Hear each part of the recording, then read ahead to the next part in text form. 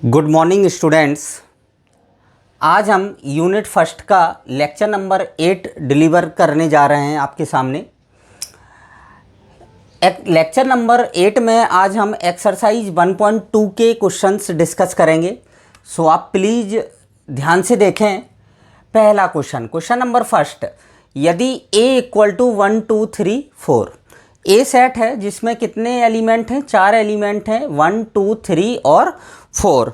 और B set में कितने एलिमेंट हैं? ए बी सी डी हों तो ए से बी में 4 एकैकी आच्छादक फलन परिभाषित कीजिए। हमें कितने फलन बनाना है? 4 एकैकी आच्छादक फलन परिभाषित करना है और साथ में ही उनके हमें क्या निकालना है? प्रतिलोम ज्ञात करना है। तो सभी स्टूडेंट्स ध्यान से देखेंगे इस क्वेश्चन का सॉल्यूशन। हम इस क्वेश्चन को दो सेट बनाकर डिफाइन करेंगे। तो सबसे पहले मैंने ए सेट बना दिया,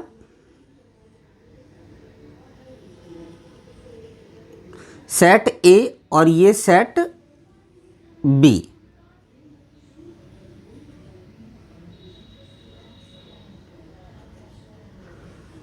अब सेट ए के एलिमेंट लिखेंगे हम 1 2 3 और 4, और यहाँ पर बी के एलिमेंट ए बी सी और डी। अब आप देखेंगे यहाँ पर 1 फंक्शन के लिए क्या ज़रूरी होता है कि सेट बी के एलिमेंट्स की यूनिक प्री इमेज होनी चाहिए। एक एलिमेंट केवल एक ही एलिमेंट से क्या होगा? जुड़ सकता है। और आच्छादक के लिए कंडीशन क्या होती है कि बी के सभी एलिमेंट्स का पूर्व प्रतिबिंब होना चाहिए, समुच्चय ए में होना चाहिए, मतलब बी का कोई भी एलिमेंट छूटना नहीं चाहिए। तो मैंने क्या किया कि 1 का रिलेशन ए से कर दिया, 2 का रिलेशन बी से, 3 का सी से और 4 का डी से। F1 पहला फंक्शन है F1। 1 का रिलेशन ए से, 2 का बी से, 3 का सी से और 4 का डी से। तो आप देख सकते हैं कि एक एलिमेंट केवल एक ही एलिमेंट से जुड़ा है और सेट बी के सभी एलिमेंट का क्या है? पूर्व प्रतिबिंब है समुच्चय ए में। तो यह फंक्शन 1 भी होगा, एकैकी भी होगा और साथ में कैसा होगा? आच्छादक भी होगा। अब हम इसको लिखेंगे कैसे? F1 इक्वल टू 1 का रिलेशन ए से है, 2 का रिलेशन बी से है, 3 का रिलेशन किससे है? सी से है, और 4 का रिलेशन किससे है? डी से है। हम इस टाइप से इसको शो अप करेंगे। अब इसी का मुझे प्रतिलोम निकालना है। तो F1 का इन्वर्स, जब हम इस टाइप के क्वेश्चंस का इन्वर्स इस टाइप के फंक्शंस का जो कृमित युग्म के रूप में परिभाषित होता है उसका हम इन्वर्स निकालते हैं। तो इन एलिमेंट्स को आपस में क्या कर देते हैं? इंटरचेंज। बी सेट यहाँ आ जाएगा और ए यहाँ पर आएगा। तो ए का रिलेशन 1 से हो जाएगा, बी का रिलेशन 2 से हो जाएगा, सी का रिलेशन 3 से और डी का रिलेशन 4 से। तो ये आ गया इसका इन्वर्स। ये पहला फंक्शन आ गया। अब दूसरा फंक्शन देखें। दूसरे फंक्शन के लिए मैं वापस दोनों सेट बना रहा हूं दोबारा से।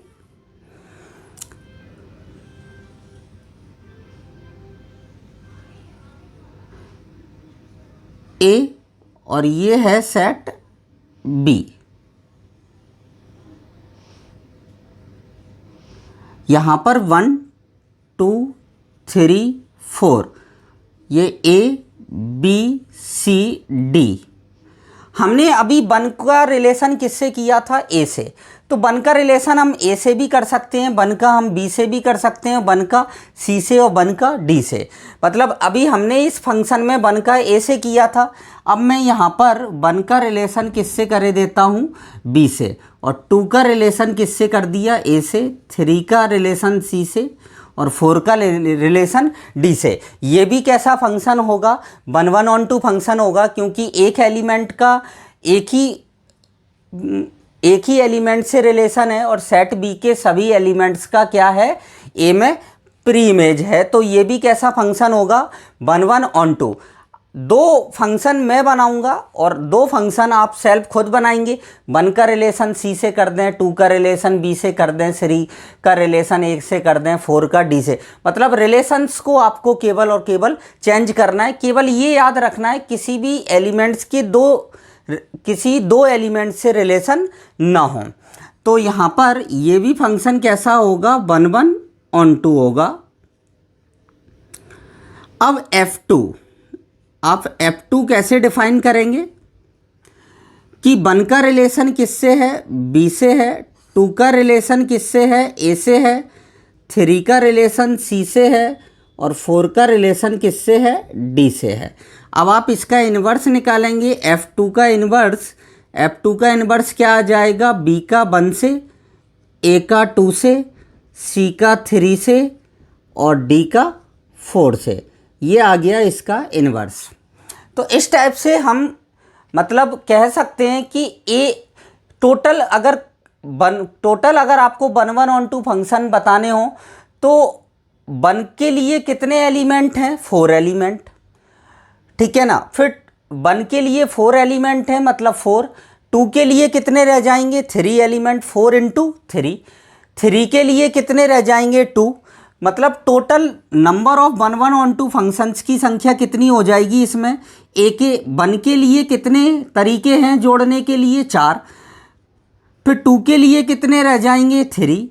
3 के लिए कितने रह जाएंगे, 2 और 4 के लिए 1। मतलब ऐसे ओवरऑल 24 फंक्शंस इसमें आप डिफाइन कर सकते हैं। कितने, 24। और आपसे पूछे कितने गए हैं, 4।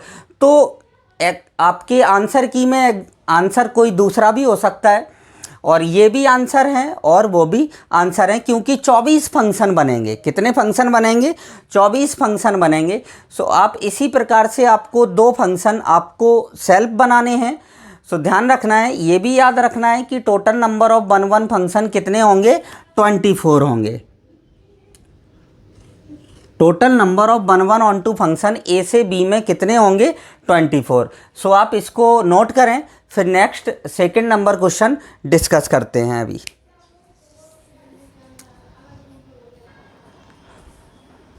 क्वेश्चन नंबर सेकंड क्या दिया है आपको, यदि f R से R में वास्तविक संख्या में प्रांत भी वास्तविक है और सह प्रांत भी कैसा है, वास्तविक है। fx इक्वल टू है x³ - 3 हो तो सिद्ध कीजिए कि f इनवर्स विद्यमान होगा। पहले हमें सिद्ध करना है कि f इनवर्स विद्यमान होगा। और f इनवर्स विद्यमान कब होगा, जब दिया गया फलन एकैकी आच्छादक होगा। तथा f इनवर्स भी ज्ञात कीजिए और f इनवर्स 24 एवं f इनवर्स 5 के मान भी ज्ञात कीजिए। जैसा क्वेश्चन नंबर सेकंड है, इसी टाइप का क्वेश्चन थर्ड का सेकंड आपकी बुक में दिया है। तो क्वेश्चन नंबर थर्ड का सेकंड नंबर क्वेश्चन आप सेल्फ खुद ही ट्राई करेंगे। सो आप इसको ध्यान से देखें, इस क्वेश्चन को। सॉल्यूशन, सबसे पहले हम फंक्शन को लिख लेंगे। यहाँ पर f R2 R में डिफाइन है और fx इक्वल टू है x³ - 3। ये फंक्शन के वन है। सबसे पहले हमें प्रूव करना है कि दिया गया फलन एकैकी आच्छादक है या नहीं। तो एकैकी, सबसे पहले हम बात करेंगे 1 1 के लिए। सबसे पहले बात करेंगे किसके लिए, 1 1 के लिए। 1 1 के लिए मैंने आपको चेक बताया था, यदि fx1 बराबर fx2 तो x1 बराबर क्या होना चाहिए, x2 आना चाहिए। तो सबसे पहले हम 2 एलिमेंट मानेंगे। माना कि x1, x2 belongs to R। हमेशा याद रखना है, जो भी आप एलिमेंट मानेंगे वो प्रांत में से माने जाते हैं। किस में से माने जाते हैं, प्रांत में से, ठीक है ना। अब मैंने मान लिया, कंसीडर किया कि माना fx1 बराबर क्या है, fx2। fx1 बराबर क्या है, fx2। सो आप ध्यान से देखेंगे यहाँ पर कि अगर हम यहाँ मैं x की जगह x1 रखूँगा तो यहाँ भी x की जगह क्या आ जाएगा, x1 आ जाएगा। तो यहाँ पर आ जाएगा आपका x1 क्यूब माइनस 3 और इक्वल टू में आ जाएगा x2 क्यूब माइनस 3। पहले आपने x1 रखा तो x1 क्यूब माइनस 3, फिर आपने x2 रखा तो x2 क्यूब माइनस 3। अब ये 3 से ये 3 क्या हो जाएगा, कैंसिल आउट। अब x2 क्यूब का हम ट्रांसफ़र करके इस तरफ लाएंगे तो x1 cube minus x2 cube equal to क्या आ जाएगा, 0। यहाँ पर हम फार्मूला लगाएंगे a cube minus b cube का। a cube minus b cube लगाएंगे तो a minus B into x1 square plus x1 x2 plus x2 square equal to क्या आ जाएगा, 0 आ जाएगा। अब यहाँ पर ये दो ब्रैकेट हैं, इन दोनों ब्रैकेट्स का मल्टीप्लाई क्या है, 0। तो इनमें से कम कोई एक ब्रैकेट 0 होना चाहिए। तो x1 माइनस x2 बराबर आपने 0 लिया तो x1 बराबर क्या आ गया, x2। x1 बराबर x2 आ गया, अतः f कैसा है, एक ही है। लेकिन यहाँ पर एक क्वेश्चन और पुटअप होता है कि सर इनमें से कम एक 0 होना चाहिए। क्या मालूम ये 0 ना हो, ये 0 हो। परंतु ये फंक्शन कभी भी यहाँ पर हम लिख देंगे, चूँकि x1 square plus x1 x2 plus x2 square is not equal to 0। ये कभी भी 0 नहीं हो सकता है, क्योंकि जिस इसका द्विघात समीकरण का, ये एक द्विघात समीकरण है x1 के रूप में। अगर हम आप इसका d निकालें तो इसका d आएगा b square minus 4ac। x1 के रूप में है तो b का मान क्या होगा, x2 स्क्वायर होगा और यहाँ पर क्या आ जाएगा, 4x2 स्क्वायर। तो ये आ जाएगा माइनस का 3x2 स्क्वायर। और माइनस का 3x2 स्क्वायर ऑलवेज कैसा होगा, ऋणात्मक होगा, क्योंकि x2 वर्ग सदैव धनात्मक होता है। 3 धनात्मक है लेकिन बाहर क्या लग रहा है, माइनस साइन। तो d सदैव कैसा है, इसका ऋणात्मक है। और जिस द्विघात समीकरण का d ऋणात्मक होता है, कैसा, d ऋणात्मक होता है और a धनात्मक होता है। a बराबर कितना लेंगे हम, 1।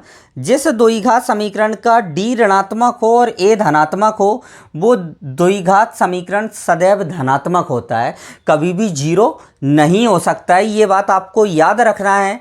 ये बहुत मोस्ट कंसेप्ट है क्वाड्रेटिक इक्वेशन का। आपका जेई मेंस और जेई एडवांस में इस कंसेप्ट से क्वेश्चन पुटअप हो जाते हैं कि क्या करना है, जिस द्विघात समीकरण का d ऋणात्मक हो एवं a धनात्मक हो, वह द्विघात व्यंजक सदैव कैसा होता है, धनात्मक होता है, कभी भी 0 नहीं होगा। तो निश्चित बात है, अब जब ये 0 नहीं होगा तो इसे 0 होना पड़ेगा, क्योंकि इन दोनों का गुणनफल क्या है, 0 है। तो x1 इक्वल टू क्या आ गया, x2। x1 equal to x2 है और fx1 इक्वल टू क्या है, fx2।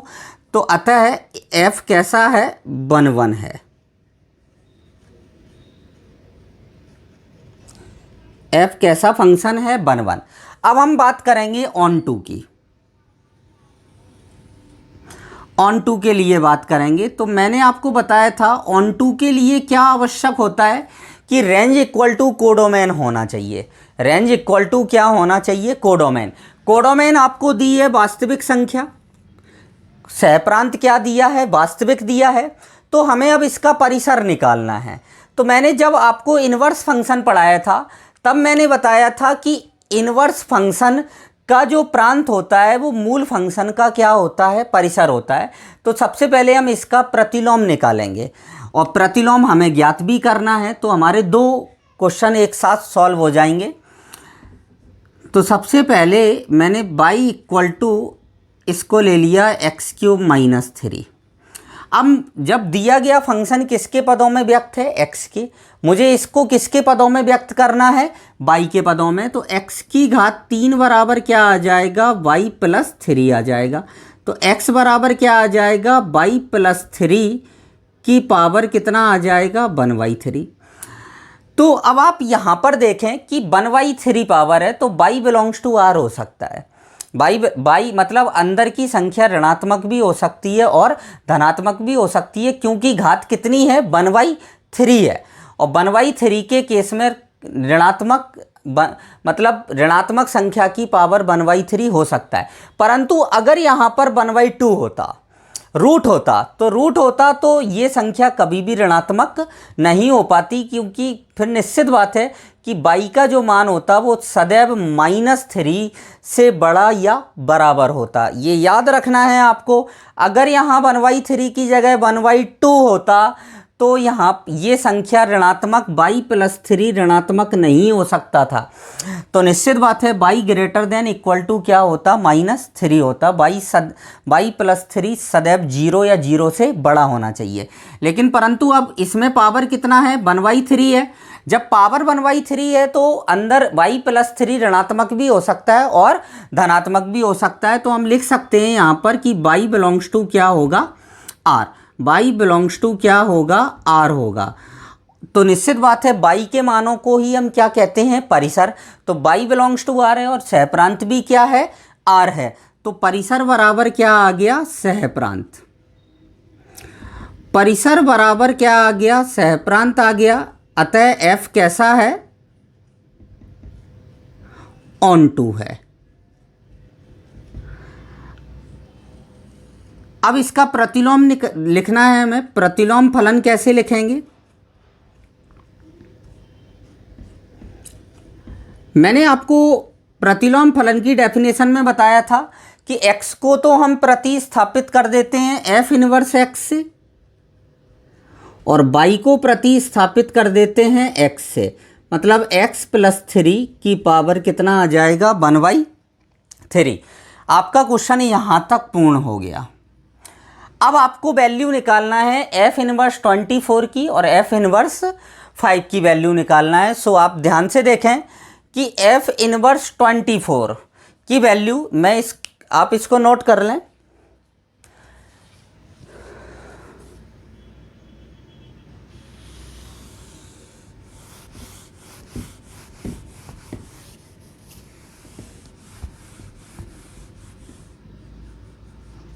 f इनवर्स 24 की वैल्यू कैसे निकालेंगे, f इनवर्स 24। तो आप यहाँ पर x की जगह क्या रखा मैंने, 24। तो यहाँ भी x की जगह क्या रख देंगे, 24 रखेंगे। तो 24 + 3 की पावर क्या आ जाएगा, 1/3। मतलब 27 की पावर 1/3। 27 को लिख सकते हैं हम 3 की पावर 3 की पावर 1/3। तो 3 से 3 कैंसिल आउट, आंसर कितना आ गया, 3 आ गया। अब हमें वैल्यू निकालना है f इनवर्स 5 की। f इनवर्स 5 की वैल्यू निकालेंगे तो 5 + 3 की पावर 1/3। तो ये आ जाएगा 8 की पावर 1/3। 8 को लिख सकते हैं 2 की पावर 3 की पावर 1/3। 3 से 3 कैंसिल, तो आंसर 2। तो ये था आपका क्वेश्चन नंबर 2। सिंपल क्वेश्चन है, केवल कुछ चीज़ें याद रखना है। एक तो यहाँ पर d <0 होगा, एक ग्रेटर देन 0 होगा, तो वह द्विघात व्यंजक सदैव कैसा होगा, धनात्मक होगा। और यहाँ पर एक बाई +3 की पावर 1/3 है।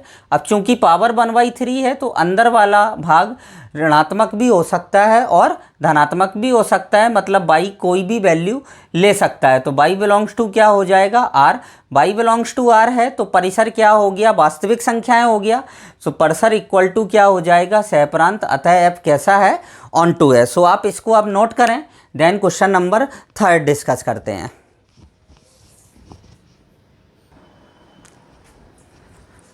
क्वेश्चन नंबर 3 क्या है, यदि f R2 R में प्रांत भी वास्तविक है और सहप्रांत भी वास्तविक है, निम्न प्रकार परिभाषित है। पहला क्वेश्चन है fx = 2x - 3 और सेकंड क्वेश्चन है fx = x³ + 5। ये जो वाला जो क्वेश्चन है ये आपके क्वेश्चन नंबर 2 की तरह है। क्वेश्चन नंबर 2 की तरह करना है आपको बिल्कुल। तो ये आप सेल्फ खुद ट्राई करेंगे। fx = x³ + 5। तो सिद्ध कीजिए f इकाई की आच्छादक है और f इनवर्स भी ज्ञात करो। क्वेश्चन नंबर 1 की तरह क्वेश्चन नंबर आपका 5 है। क्वेश्चन नंबर 1 की तरह आपका क्वेश्चन नंबर कौन सा है, 5 है। केवल 5 में और इसमें डिफरेंस क्या है, 5 में टू की जगह ए दिया है और -3 की जगह क्या दिया है, बी दिया है। क्वेश्चन नंबर जो आपका 5 है, क्वेश्चन नंबर 5 में यहाँ पर आपको दिया है ax plus B, ax plus B. So आप बिल्कुल सेम इसी मेथड से उसको करना है। सो आप उसको भी ट्राई करें, क्वेश्चन नंबर किसको, 5 को। तो आप ध्यान से देखें, फर्स्ट नंबर आपको दिया क्या है, एफ R2 R में डिफाइन है और एफ एक्स इक्वल टू क्या है, 2x - 3। अब देखें इधर, सबसे पहले हम 1 1 के लिए बात करेंगे। 1 1 के लिए बात करेंगे तो हमें 2 अवयव लेना है। सबसे पहले मैं 2 एलिमेंट लूंगा, माना कि x1, x2 belongs to R। x1 x2 सदैव कहाँ से लिए जाते हैं, प्रांत में से। किस में से लिए जाएंगे, प्रांत में से। अब मैंने मान लिया कि माना fx1 इक्वल टू क्या है, fx2 है। fx1 बराबर क्या है, fx2। अगर आप यहाँ पर x1 रखेंगे तो यहाँ भी x1 हो जाएगा, मतलब 2x1 - 3 आ जाएगा। तो ये आ गया 2x1 - 3 और यहाँ पर आ जाएगा 2x2 - 3। 3 से ये 3 क्या हो गया, कैंसिल आउट। तो 2x1 इक्वल टू क्या आ गया, 2x2। तो 2 से 2 कैंसिल आउट, तो x1 बराबर क्या आ गया, x2 आ गया। x1 बराबर x2 आ गया, अतः f कैसा है, f 1 1 है, एक ही की है। कैसा है, एक ही की है। अब हम बात करेंगे आच्छादक के लिए, ऑन टू के लिए हमें परिसर निकालना है। क्या निकालना है, रेंज निकालना है फंक्शन की। सो मैंने इसको मान लिया y इक्वल टू लिया फंक्शन को 2x - 3। अभी फलन किसके पदों में व्यक्त है, x के। हमें किसके पदों में व्यक्त करेंगे, y के पदों में। तो यहाँ से 2x बराबर क्या आ गया, y + 3 आ गया। अब x इक्वल टू क्या आ गया, y + 3 अपॉन 2। अब एक परमेय जो फलन होता है, परमेय फलन होता है fx अपॉन gx। तो उसमें हर कभी भी 0 नहीं होना चाहिए, मतलब परमेय फलन का हर कभी भी 0 नहीं होना चाहिए। लेकिन इसमें जो हर है वो क्या है, 2 है, फिक्स है, जो जिसमें कोई भी चर नहीं है। तो मतलब हर कभी भी 0 नहीं होगा। तो और अंश तो 0 भी हो सकता है और अंश कोई भी संख्या हो सकता है, कोई भी वास्तविक संख्या हो सकता है। मतलब y का हम कोई भी मान इसमें रखें तो ये अपरिभाषित नहीं होगा, क्योंकि फंक्शन अपरिभाषित कब होगा, जब हर 0 हो जाएगा। और हर तो इसका क्या है, फिक्स है, 2 दिया है। और अंश 0 हो जाएगा तो उससे फलन पर कोई भी इफेक्ट नहीं पड़ेगा, फलन कैसा रहेगा, परिभाषित रहेगा। तो हम यहाँ पर कह सकते हैं कि y की सभी मानों के लिए x कैसा होगा, परिभाषित होगा। तो यहाँ पर आप लिख सकते हैं y बिलोंग्स टू R के लिए x परिभाषित होगा। x अगर परिभाषित होगा तो निश्चित बात है इसकी परिसर क्या हो गया, इसका R, और सहप्रांत भी क्या है, R। तो परिसर बराबर क्या हो गया, सहप्रांत। परिसर बराबर आ गया सहप्रांत, अतः f कैसा है, ऑन टू है, ऑन टू है। अब हम प्रतिलोम फलन निकालेंगे इसका। प्रतिलोम कैसे निकालेंगे, मैंने बताया था x को किससे रिप्लेस कर देंगे, f इनवर्स x से, और y को किससे रिप्लेस कर देंगे, x से। तो ये आपका आ जाएगा कौन सा फंक्शन, प्रतिलोम फलन आ जाएगा। ये आपका क्या है, आंसर है। सो आपको एक तो क्वेश्चन नंबर 3 का सेकंड ट्राई करना है और क्वेश्चन नंबर 5 ट्राई करना है। क्वेश्चन नंबर 5 में आपको यहाँ पर क्वेश्चन नंबर 5 में आपको दिया है f R2 R में डिफाइन है और fx इक्वल टू क्या है, ax प्लस b। इसमें 2x माइनस 3 है, ए की जगह 2 है और बी की जगह क्या है -3 है। तो सेम बिल्कुल इसी तरीके से आपको इस क्वेश्चन को सॉल्व करना है। आज हमने 1.2 एक्सरसाइज के 3 क्वेश्चंस कंप्लीट कर लिए हैं। नेक्स्ट वीडियो में हम जो क्वेश्चन रह गए हैं 1.2 के उनको डिस्कस करेंगे और आप इनको अपनी कॉपी में नोट कर लें, कॉपी में ज़रूर नोट करते चलें जिससे आप इजीली रिवीजन कर सकें कॉपी में से देखकर। और अगर आपको मेरे वीडियोस पसंद आ रहे हैं तो आप प्लीज़ मेरे चैनल को लाइक शेयर और सब्सक्राइब ज़रूर करें और ज़्यादा से ज़्यादा बच्चों को इन्फॉर्म करें। अपने आसपास जो भी आपके पास 12th के स्टूडेंट्स हों उनको इन्फॉर्म करें और उनको मेरे वीडियोस शेयर करें। सो आज के लिए बस इतना ही। Thank you.